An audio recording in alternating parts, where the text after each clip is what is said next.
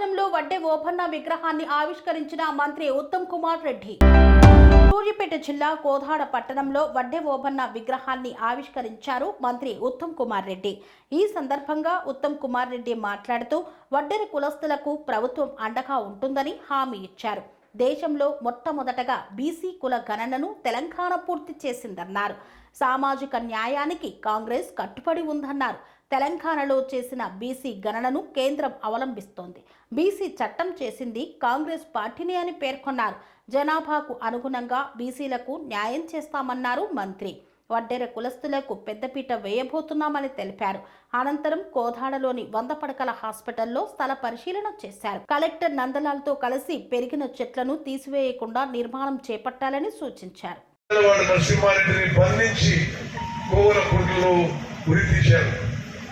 తెలంగాణలో కాంగ్రెస్ పార్టీ అధికారంలోకి వచ్చిన తర్వాత ప్రియ మిత్రుడు వడ్డే ఓబన్న జయంతి వచ్చిన తర్వాత వడ్డే ఓబన్న జయంతి జనవరి 11న అధికారికంగా నిర్వహించడం సంతోషకరం.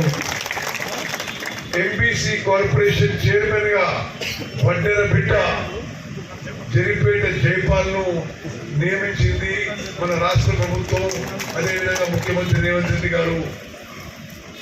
మిత్రులారా, వడ్డెర కులస్తులు సమాజానికి ఎంతో సేవ చేస్తున్నారు. చాలా కష్టపడి పనిచేసే గుణం ఉన్నవాళ్ళు, మంచి క్యారెక్టర్ ఉన్నవాళ్ళు. మరి వడ్డెర కులాలకి, వడ్డెర సంఘానికి నాకు సుదీర్ఘ రాజకీయ జీవితంలో మరి చాలా సుదీర్ఘ అనుబంధం ఉంది. మరి కోదాడలో కానీ, హుజూర్ నగర్ లో కానీ నా అత్యంత ప్రియ మిత్రుల్లో మరి వడ్డెర పెద్ద మనుషులు అని చెప్పి నేను మనం చేస్తున్నాను.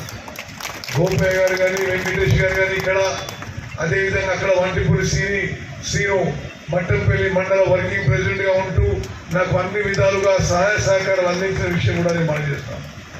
తప్పనిసరిగా నేను కానీ, పద్మావతి గారు కానీ ఇక్కడ మీరు చెప్పిన డిమాండ్స్ కి మరి హైదరాబాద్ నుంచి కోదాడ వరకు మీరు కోరిన కోరికల్ని నెరవేర్చడానికి మరి సిన్సియర్ గా, కమిటెడ్ గా ప్రయత్నం చేస్తానని చెప్పి నేను మాటిస్తున్నాను.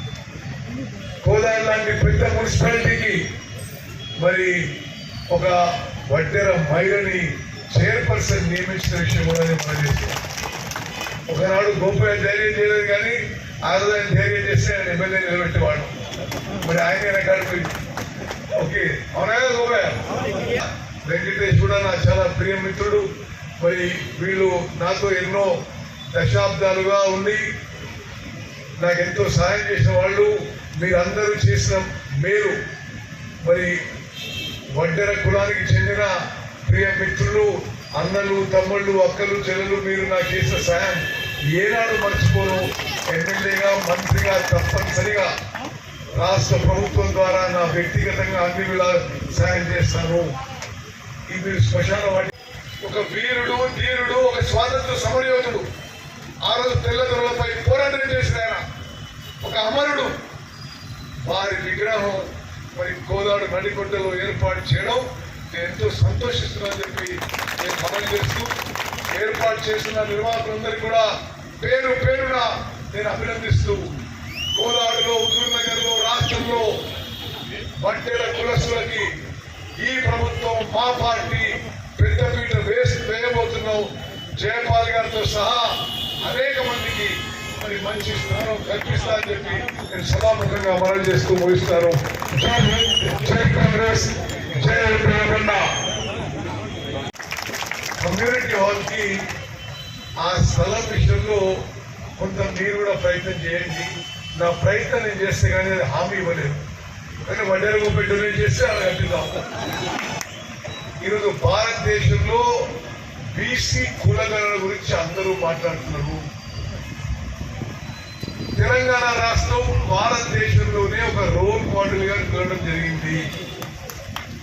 ముఖ్యమంత్రి రేవంత్ రెడ్డి గారు, ఉప ముఖ్యమంత్రి బట్టి విక్రమార్క గారి నాయకత్వంలో బీసీ కులగణన చేయడం వల్లే ఈ ఒత్తిడి వల్ల, అదేవిధంగా మన ప్రియతమ నాయకులు రాహుల్ గాంధీ గారు, కాబోయే ప్రధాని రాహుల్ గాంధీ గారు ఒత్తిడి మేరకే ఈరోజు కేంద్రం కూడా వచ్చే సంవత్సరం నేషనల్ పరిష్కరించడానికి కట్టుబడింది. బీసీల విషయంలో కాంగ్రెస్ పార్టీలో కాంగ్రెస్ ప్రభుత్వంలో న్యాయం జరుగుతుందని చెప్పడానికి మరొక నిదర్శనం అవసరం లేదు. మిత్రులారా, ఈ బీసీ క్యాస్ట్ సెన్సెస్ చేయడం వేసిన క్యాస్ట్ సెన్సెసే దేశంలో అంతటా ఫాలో అవుతున్నారు. బీసీ క్యాస్ట్ సెన్సెస్ చేయడమే కాదు, బీసీలకి 42% రిజర్వేషన్ ఉండాలని శాసనసభలో చట్టం చేసింది మన కాంగ్రెస్ ప్రభుత్వం. శాసనసభలో చట్టం చేయడమే కాదు, గవర్నర్ నుంచి ఆమోదం పొంది కేంద్రంలో రాష్ట్రపతికి పంపించింది మన కాంగ్రెస్ ప్రభుత్వం. రాహుల్ గాంధీ గారి నుంచి మా వరకు సామాజిక న్యాయం కోసం, బీసీలకి న్యాయం కోసం రాజకీయంగా, సామాజికంగా, ఆర్థికంగా బీసీలకి పెద్దపీట వేయడానికి, వారికి జనాభాకి అనుగుణంగా వారికి అన్ని విధాలుగా మరి న్యాయం చేకూరే విధంగా మేమందరం నిరంతరం పోరాడతాం.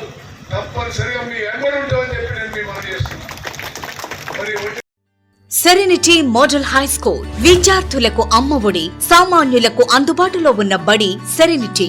మేడ్చల్ జిల్లాలో మేటిగా నిలిచి సాటిలేని ఫలితాలను సాధిస్తున్న నంబర్ 1 స్కూల్ సెరెనిటీ. మా ప్రత్యేకతలు: ప్రతి విద్యార్థి పట్ల వ్యక్తిగత శ్రద్ధ, activity based learning and digital classrooms, computer lab, 100% ఫలితాలు, sports and cultural activities, yoga, abacus మరియు Vedic maths education. Please visit Serenity Model High School, Nagaram. Admissions are in progress.